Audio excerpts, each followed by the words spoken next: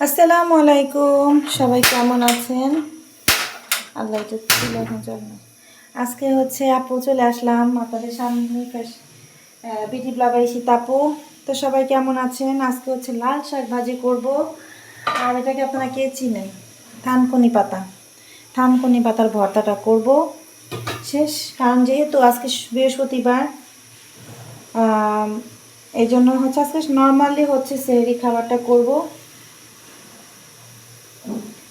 বাকিটা হচ্ছে কালকে আবার শুক্রবারের দিন আবার মানে মাংস টাংস রান্না করব। আচ্ছা যাই হোক, এই যে হচ্ছে লাল শাক বসিয়ে দিয়েছি সেদ্ধ।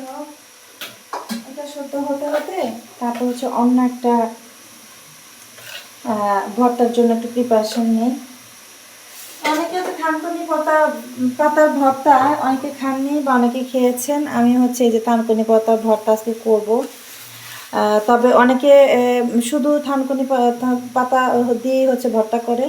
আমি আজকে একটু শুটকি দিব জাস্ট যাতে মানে ঘ্রাণ আসে, এই কারণে মজাও লাগে। তো আজকে আমার সাথেই থাকেন। সবাই কেমন আছেন? সবাইকে আসসালামু আলাইকুম। আমার ভিডিওগুলো কেমন লাগে আপনারা সবাই কমেন্ট করে জানাবেন এবং সবাই আমার ভিডিওটা একটু শেয়ার করে দিবেন। আসসালামু আলাইকুম। আমি এটা একটু সিদ্ধ হতে হতে আবার আসতেছি আমরা। তো আপুরা, এই হচ্ছে আমার শাকটা প্রায় সিদ্ধ হয়ে আসতেছে।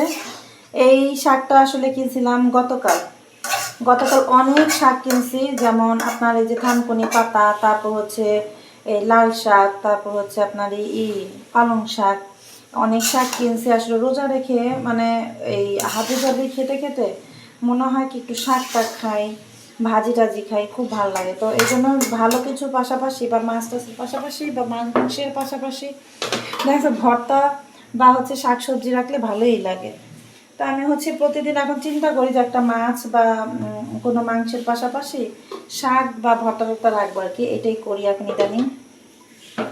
তো গতকাল হচ্ছে ই পালং শাক রান্না করছিলাম, তো আজকে হচ্ছে লাল শাক রান্না করতেছি। আর হচ্ছে একটু ভর্তা করবো থানকুনি পাতা ভর্তার সাথে, এটা আপনারা দেখবেন অবশ্যই ইনশাল্লাহ। তো এই যে শাক নামিয়ে নিয়েছি, সিদ্ধ হয়ে গেছে, এখন শাকটাকে বাগার দিয়ে দিব। তো আসলে এক ভিডিওতে দুইটা রান্না যদি দেখাই তাহলে হয়তো বা আপনাদের একটু ভিডিওটা অনেক লং হয়ে যাবে বা দেখতেও অনেকে চায় না। তো আমি মনে করি হচ্ছে শাক ভাজিটা আমি এখন দেখিয়ে দিই, আর একটা ভিডিওতে আমি দেখিয়ে দিব হচ্ছে কিভাবে থানকুনি পাতার ভর্তা করতে হয়। তো আমি যেটা বলবো যে থানকুনি ভর্তা যেটা, সেটা হচ্ছে আপনারা যারা হচ্ছে শুটকি দিয়ে থানকুনি ভাতা করতে চান করে খেতে পারেন। আবার অনেকে আছে শুটকি ছাড়া খায়, শুটকি দিয়ে খায় শুধু থানকুনি পাতা, সেটা দিলে খেলো। কিন্তু থানকুনি পাতার কিন্তু অনেক উপকারিতা আছে।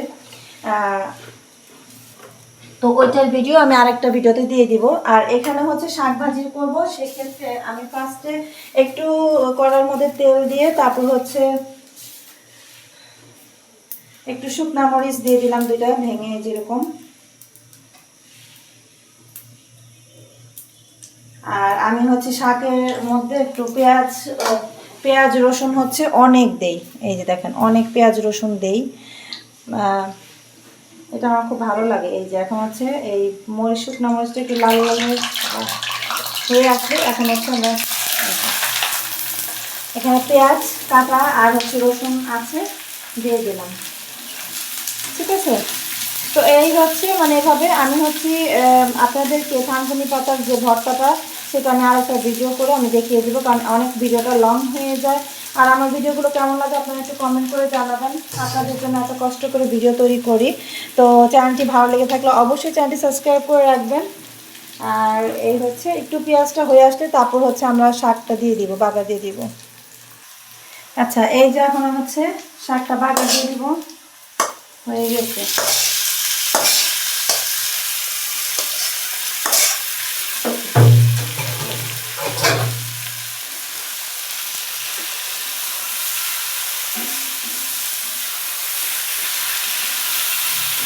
যেহেতু আমার মানুষ কম, সবসময় বলে রাখি যে মানুষ কম, এই জন্য হচ্ছে আমার ছোট ছোট পাতিল বলতে পারেন, আমরা একবারে মানুষ কম। আর হচ্ছে শাক ভাজি করতেছি, শাকও কম। এই শাক আর ভর্তা হচ্ছে আমরা আজকে সেহেরি।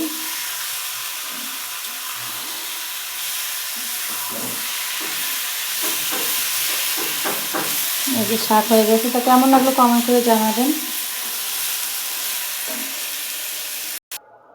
এই যে শাক ভাজি করা হয়ে গেছে, কেমন লাগলো সবাই কমেন্ট করে জানাবেন।